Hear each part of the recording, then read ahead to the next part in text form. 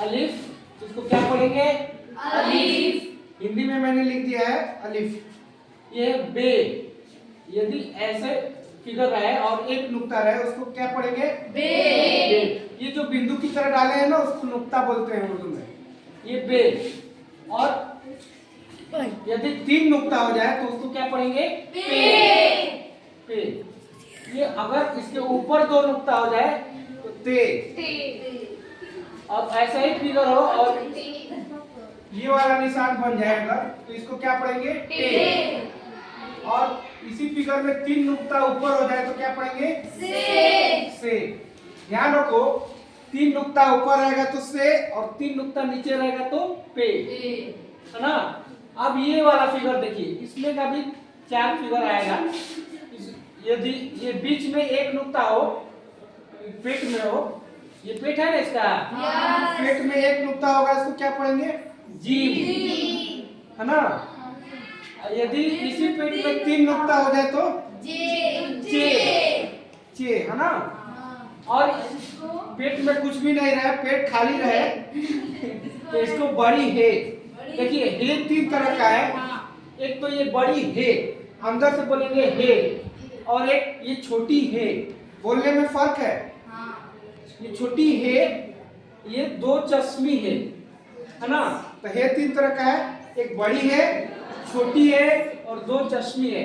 देखिए आप लोग यहाँ पे लग रहा है ना 2 चश्मा, चश्मा की तरह 2 चश्मी है, उसी की वजह से इसका नाम रखा गया है 2 चश्मी है। उसके बाद हे के बाद यदि यही इस हे के ऊपर नुक्ता आ जाए तो इसको क्या पढ़ेंगे? खे, है ना? उसके बाद आता है ये, यदि ऐसे घुमा दिया जाए इसको पढ़ेंगे दाल। दाल के ऊपर ये वाला निशान आ जाए तो इसको दाल, है ना? अगर एक नुक्ता आ जाए तो इसको जाल, है ना? और इस देखो अगर ऐसे हो, है ना, तो इसको क्या पढ़ेंगे? रे के ऊपर ये निशान आ जाए तो इसको पढ़ेंगे अड़े। अड़े लिखे भी है ना, अड़े। अगर सिर्फ एक नुक्ता आ जाए इसको क्या पढ़ेंगे? जे।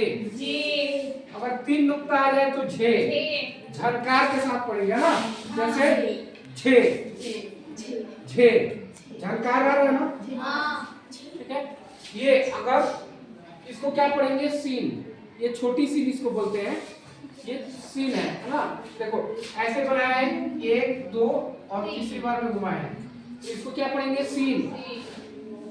अगर इस सीन के ऊपर 3 नुक्ता आ जाए तो ये बड़ी शीन हो जाता है। देखो ये 3200 से लिखे हैं, 3200 से लिखे हैं, ये तालाब बेशो से लिखे हैं। तो ये पढ़ेंगे सीन, ये पढ़ेंगे शीन, बोलने में फर्क है ना? ये देखो इस सिंबल के ऊपर कुछ नहीं है, इसको पढ़ेंगे स्वार। अगर इसके ऊपर एक नुक्ता आ जाए तो इसको क्या पढ़ेंगे? जुआर, है ना?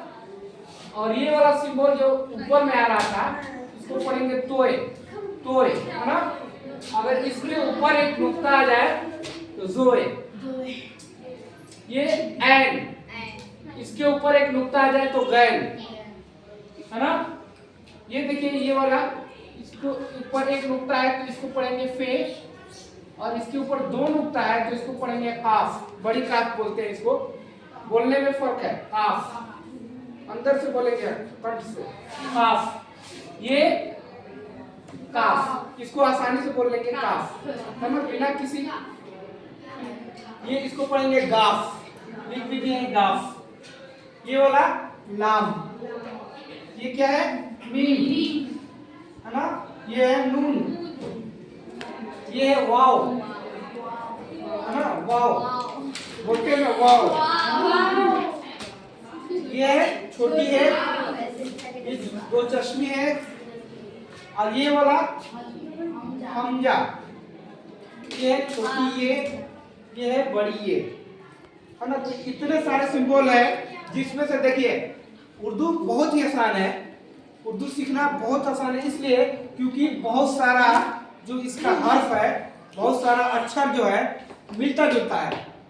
आपको मुश्किल से 10 ही याद करना है, जैसे और उसके ऊपर नुक्ता का हेर फेर करना है ना, कहीं ऊपर कहीं नीचे कहीं बीच में, यही हो रहा है। लेकिन हुर्फ ज्यादातर क्या है, सेम ही है, बहुत कम हुर्फ जो है अलग अलग है। देखिए ये देखिए इस तरह का कितना है, 1 2 3 4 5, इस तरह का 4 है ना, इस तरह का 3 है, इस तरह का 4 है, इस तरह का 2 है, फिर इस तरह का 2 है, इस तरह का 2 है। सिर्फ नुक्ता का हेर फेर है।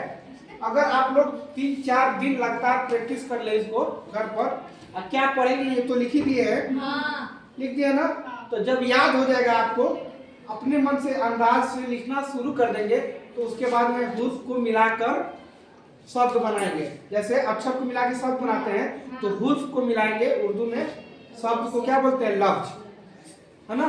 तो हुर्फ मिलेंगे तो लफ्ज बनेंगे, तो वो मैं सिखाऊंगा। 3-4 दिन आप लोग ये प्रैक्टिस कीजिए, है ना। उसके बाद सब लोग आप लोग भी उर्दू लिखना, उर्दू बोलना सीख जाइएगा।